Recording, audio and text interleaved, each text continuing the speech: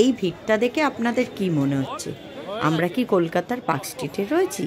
কিন্তু না, এইটা হচ্ছে বেনারসের রাত্রির 12টার ছবি। আমার হাজব্যান্ড এবং হাজব্যান্ডের বন্ধুরা রাত্রির 12টার সময় বেরিয়েছিল, তারাই এই ভিডিও ক্লিপটি করে এনে দেয়।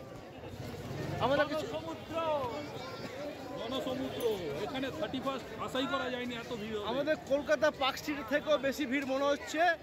আমরা তো কলকাতা পার্ক স্ট্রিট দেখি, কিন্তু এখানে তার চেয়ে বেশি ভিড়। জনসমুদ্র।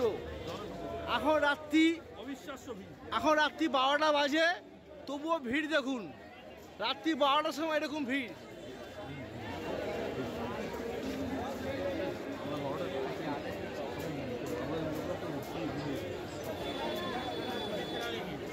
তাহলে কি হবে? রাত্রি 1টা পর্যন্ত 2টো পর্যন্ত এরকম ভিড় থাকে। এখনো 12টা বাজতে 5 মিনিট বাকি আছে, তবুও ভিড় দেখুন।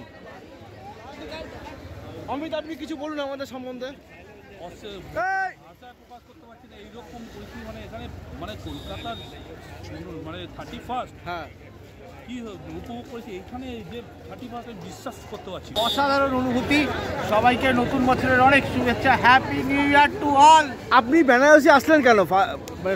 বাবার টানে। বাবা প্রত্যেকবারই 31st অন্য জায়গায় 31st বানাই। আচ্ছা, এবারে বাবাকে দর্শন করে 31st বছরে শুরু করবো বিন্দাস।